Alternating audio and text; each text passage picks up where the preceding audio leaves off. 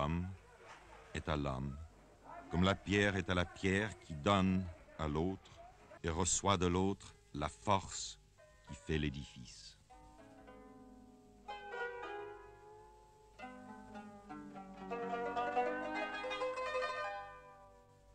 Cet élan ne s'est pas interrompu au cours de toutes ces années. Un arrêt dans la générosité, une défaillance dans l'organisation aurait entraîné la disette et la famine. Il y a eu des moments d'angoisse. Le coût annuel de l'opération, 8 millions de dollars, peut ne pas épuiser les limites de la générosité humaine, mais encore, faut-il les trouver?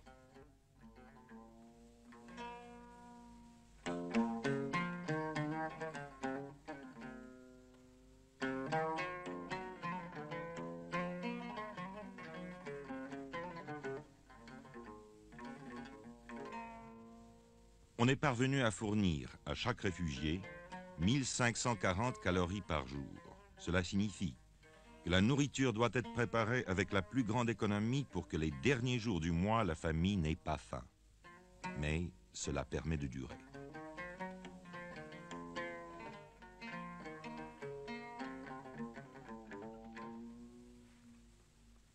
Dans les montagnes, les réfugiés construisent eux-mêmes des gourbis.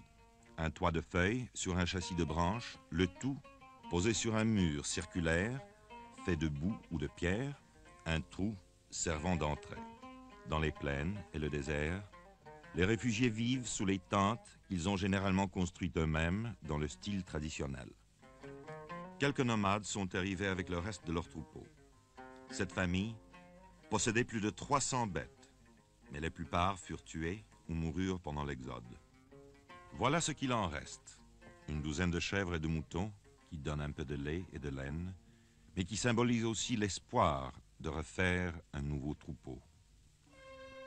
Pendant la saison des pluies, les réfugiés coupent dans la plaine l'alpha qu'ils troquent contre un supplément de nourriture. On tisse aussi des nattes d'alpha sur des métiers procurés par l'opération de secours.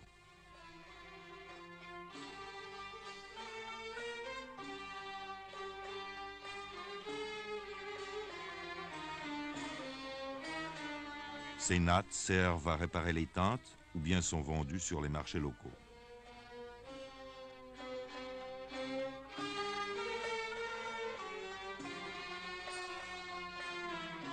Dans les collines et les montagnes, les réfugiés ont le droit de couper les broussailles mortes. Ce réfugié a eu la chance de trouver un chêne de liège mort.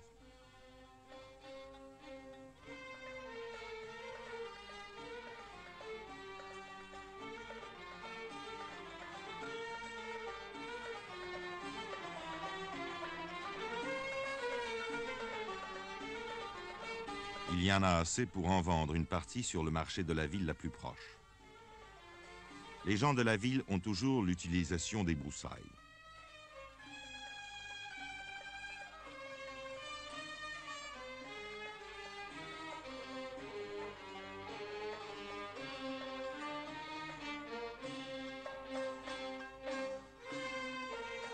L'offre est acceptée, le marché conclu.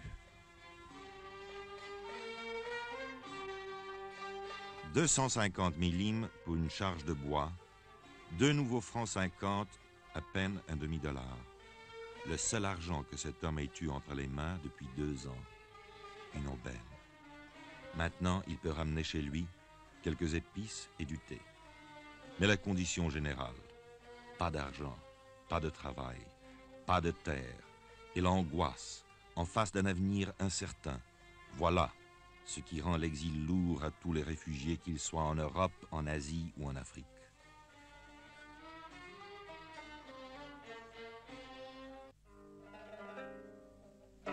Les réfugiés dépendent entièrement du secours international. Dans ces conditions, un régime de 1540 calories par jour est souvent tout ce qu'on peut leur donner. Et 1540 calories ne suffisent pas aux enfants en pleine croissance. Or, les enfants constituent plus de 50% des réfugiés.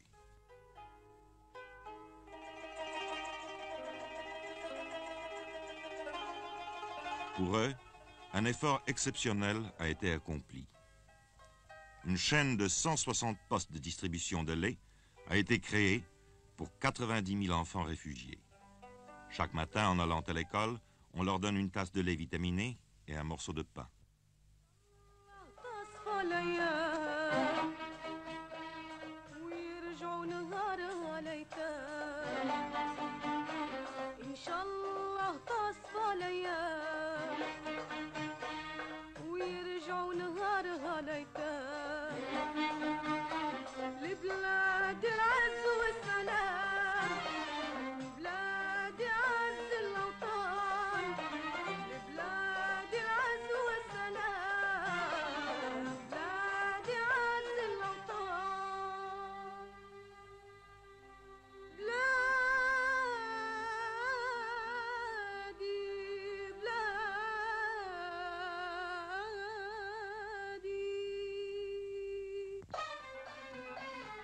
Aujourd'hui, les enfants réfugiés sont pleins de vigueur et de santé.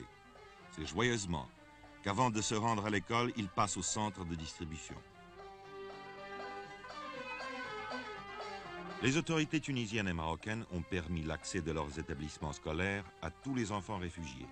Mais, dans certains cas, il a fallu avoir recours à l'aide internationale pour améliorer les possibilités dans ce domaine.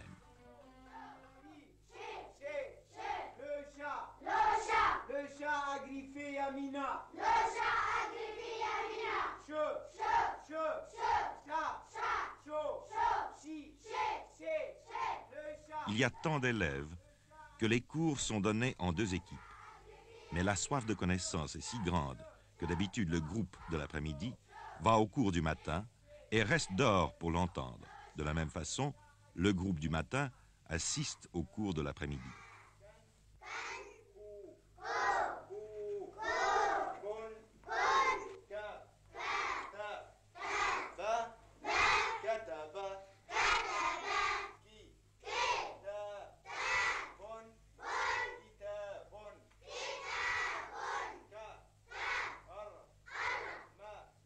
Les classes finies, pendant leurs heures de liberté, les enfants s'occupent à de petits travaux ménagers. Par exemple, ils vont puiser de l'eau.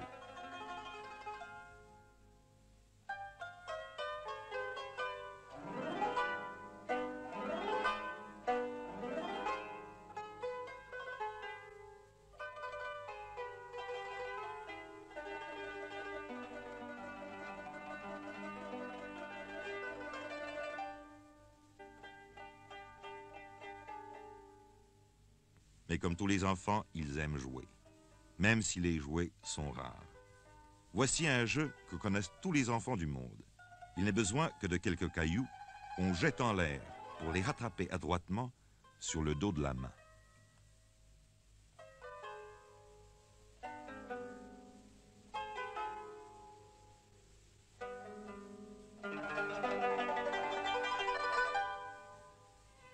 Dans les régions montagneuses et sur les hauts plateaux, là où les hivers sont très rigoureux, une autre opération a été mise en train en 1960.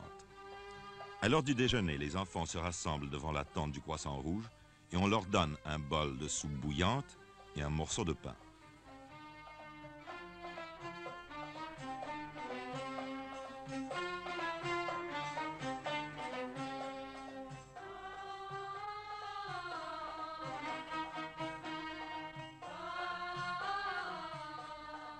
Deux fois par semaine, on ajoute de la viande.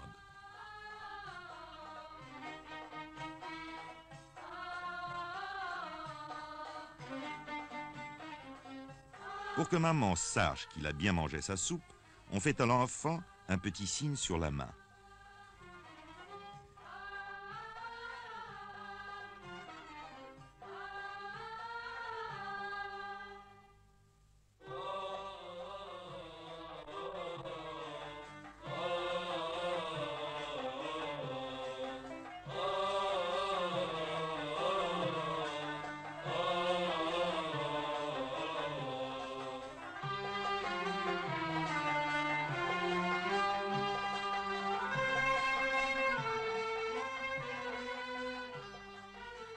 Avec tant de réfugiés disséminés sur des centaines de kilomètres, il a fallu mettre sur pied un service spécial de santé. Des médecins font des tournées régulières. Les maladies les plus courantes sont le trachome, le paludisme et la tuberculose. Leur fréquence aujourd'hui a été ramenée à des proportions normales pour la région. Mais c'est là une longue bataille à mener, qui fait partie de l'effort nécessaire pour élever le niveau de vie général.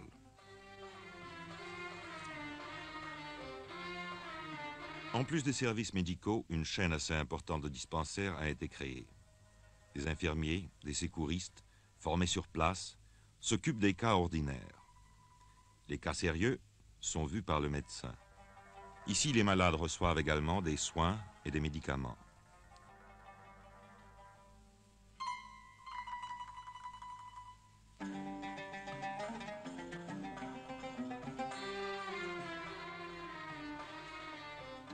Ce service sanitaire est très apprécié par les réfugiés.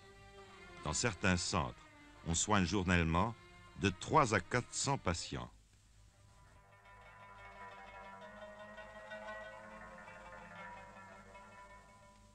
En Afrique du Nord, l'hiver, il peut faire très froid.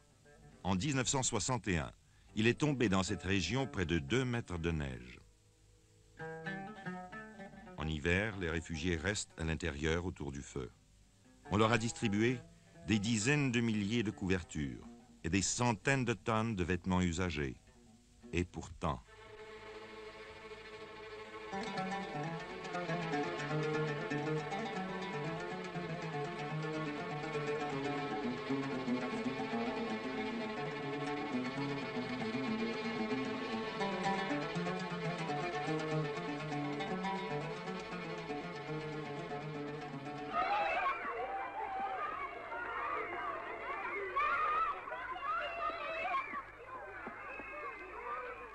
Une fois par an, on donne aux enfants une kashabia. Il s'agit d'un vêtement à capuche qui les tiendra bien au chaud.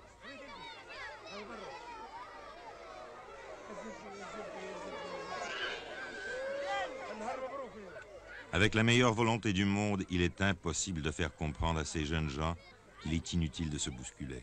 Mais les enfants sont trop excités. Ils ont trop peur qu'en fin du compte, il n'y ait plus assez de kashabia pour tout le monde. Si quelque chose peut décrire l'extrême dénuement de ces enfants, leur dépendance totale d'une aide extérieure, c'est bien cela. Cette crainte de voir la générosité se tarir quand leur tour viendra.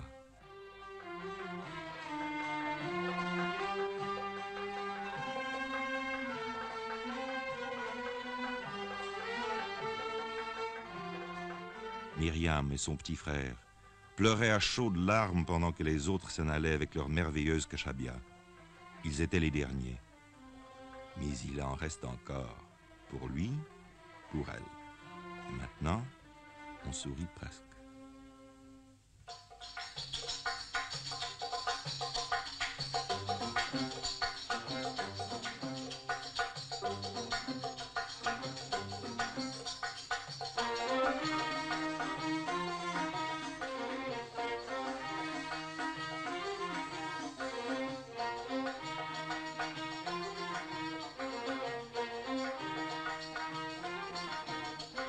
Voici ce qui a été fait. Chaque mois régulièrement, on distribue plus d'1/4 million de rations, chaque jour du pain et du lait pour 90 000 enfants. Dans certaines régions, on a construit des cantines, on a distribué des habits neufs, des couvertures, des tentes. On a bâti des écoles et monté un service sanitaire moderne. Cette opération a obtenu l'appui de 65 nations, grâce aux sociétés de la Croix-Rouge et du Croissant-Rouge, de Lion et Soleil Rouge, aux agences bénévoles, aux contributions financières des gouvernements, des groupes privés ou de particuliers. D'un bout de l'année à l'autre, les dons venus du dehors sont rassemblés et les vêtements triés selon les tailles et les âges. Les sacs usagés qui ont servi au transport de la farine sont transformés en chemises et en vêtements. Ce travail est accompli par des jeunes filles réfugiées dans un centre d'apprentissage du Croissant-Rouge d'Oujda au Maroc. Le cours est très attentivement suivi par ces adolescentes. زيدي هكذاك انا ديري 5 ديري 4 بالرز. le retour au pays natal, est le seul avenir pour ces jeunes enfants et leurs parents. Les réfugiés ont été reçus comme des voisins chez des voisins par les peuples de la Tunisie et du Maroc. C'est la communauté internationale qui les aide. Mais leur véritable vie n'est pas ici, où ils ne peuvent ni travailler ni s'implanter. Et tous, du reste, désirent retourner chez eux dès que cela sera possible.